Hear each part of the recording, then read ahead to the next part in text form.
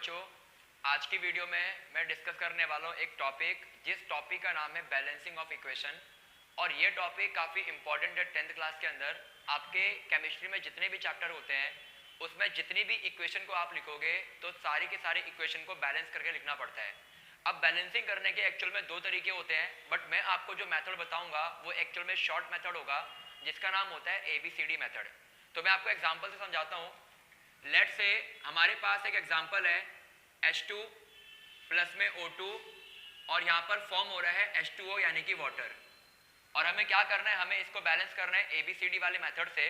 तो पहला काम ये होता है कि आपको पहले वाले के आगे A लिखना है, सेकंड वाले के आगे B लिखना है और थर्ड वाले के आगे आपको C लिखना है।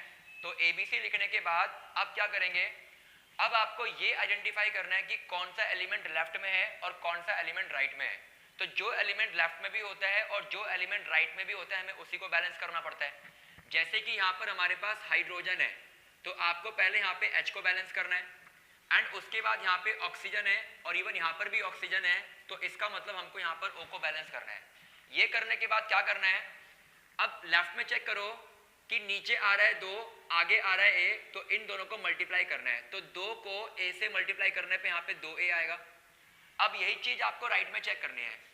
राइट में नीचे आ रहा है 2, आगे आ रहा है C, तो 2 को C से मल्टीप्लाई करने पे 2C लिखना है और इसको लगा देना है equal, left side right side.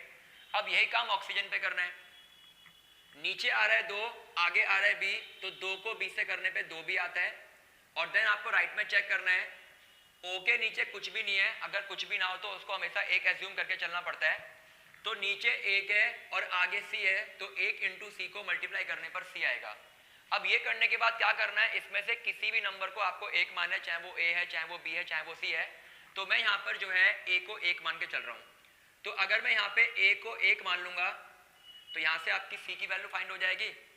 2 into में A की वैल्यू 1 है इज इक्वल टू में 2C, तो यहाँ पे आपका आ रहा है 2 इज इक्वल टू में 2C और 2 से 2 काटने पर C की वैल्यू भी यहाँ पर 1 आ रही है। यानी कि पहले आपको यहाँ पर A की वैल्यू 1 पुट करनी है और A की वैल्यू 1 पुट करने के बाद अगर हम फर्स्ट वाली इक्वेशन में रखेंगे तो C की वैल्यू 1 आएगी। अब यहाँ पे अगर हम देखें तो 2B is equal to C है और C की वैल्यू कितनी आ चुकी है, C की वैल्यू 1 आ चुकी है। एंड देन ये जो हमारा मल्टीप्लाई का 2 है ये नीचे आके डिवाइड का बनेगा, तो यहाँ पर B की वैल्यू आएगी 1/2। तो हमें यहाँ पे ABC की रिक्वायरमेंट थी, हमारे पास A की वैल्यू भी आ चुकी है, B की भी आ चुकी है, C की भी आ चुकी है। लेकिन यहाँ पे एक छोटी सी चीज है, अगर हम यहाँ पे देखें तो A की वैल्यू 1 है, B की वैल्यू 1/2 है और C की वैल्यू यहाँ पर 1 आ रही है। और ध्यान रखना है कि ये नंबर कभी फ्रैक्शन में नहीं होने चाहिए, अगर फ्रैक्शन में है तो उसको रिमूव करना पड़ता है एलसीएम लेकर के। तो नीचे जो नंबर है वो 2 है, तो 2 का एलसीएम 2 होता है और एलसीएम को सबसे मल्टीप्लाई कर देना। पहले वाले से भी मल्टीप्लाई करना है तो A के प्लेस पे 2 लिखना है, सेकंड वाले से मल्टीप्लाई करना है तो B के प्लेस पे 1 रखना है और थर्ड वाले से मल्टीप्लाई करना है तो C के प्लेस पे 2 पुट करना है। तो आपको यहाँ पर ABC की वैल्यू मिल चुकी है जो फ्रैक्शन में नहीं है, तो इसको यहाँ पे पुट कर देना।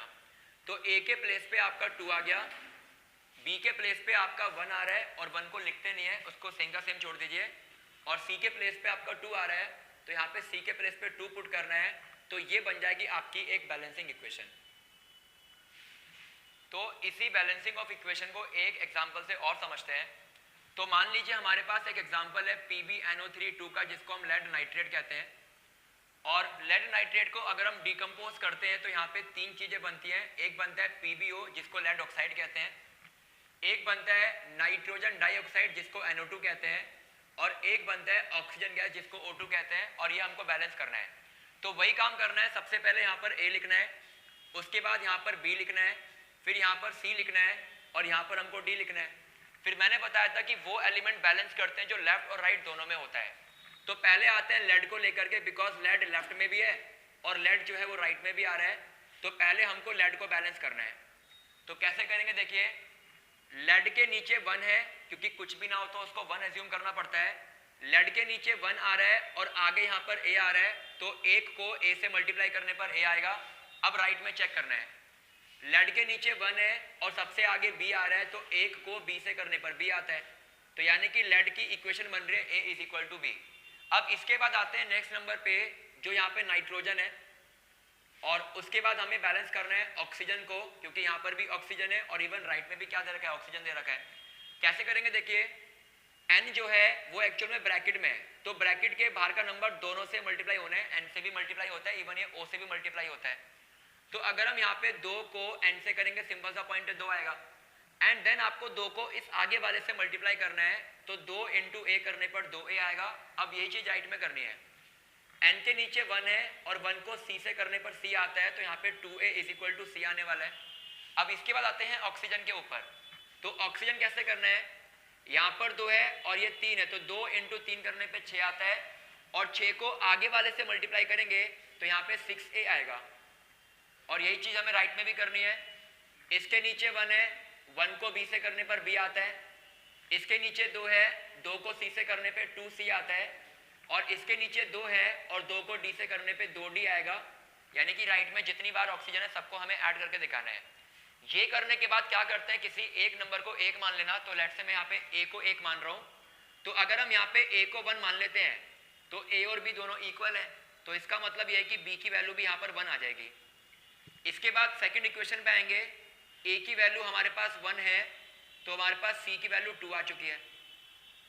हमारे पास a की वैल्यू 1 है, b की वैल्यू 1 है, c की वैल्यू 2 आ चुकी है, और ये सारी वैल्यू अगर आप लास्ट वाले में रखोगे तो वहां से d का मान निकाल देना है। तो 6 इंटू में a की वैल्यू 1 थी, और इवन यहाँ पे b की वैल्यू भी 1 थी, और यहाँ पर जो c की वैल्यू आ रही है वो 2 आ रही है, और यहाँ पे जो 2d है वो सेम का सेम रहेगा। अब क्या करना है, यहाँ से d की वैल्यू फाइंड आउट करनी है।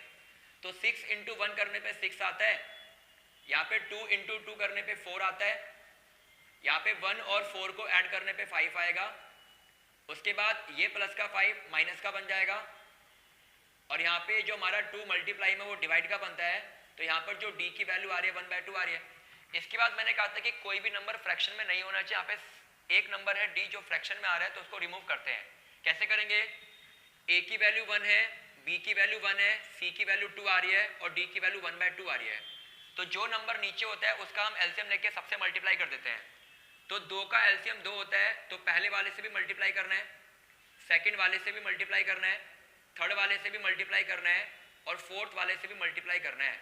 तो यहाँ पे सारे नंबर विदाउट फ्रैक्शन के आ चुके हैं, तो आपको यहाँ पर वैल्यूज पुट करनी पड़ेंगी। a के प्लेस पर 2 पुट करना है, b के प्लेस पर भी 2 पुट करना है, c के प्लेस पर 4 पुट करना है, और यहाँ पे d के प्लेस पे 1 पुट करना है, और 1 को लिखते नहीं है, तो ये बन जाएगी हमारी बैलेंसिंग इक्वेशन।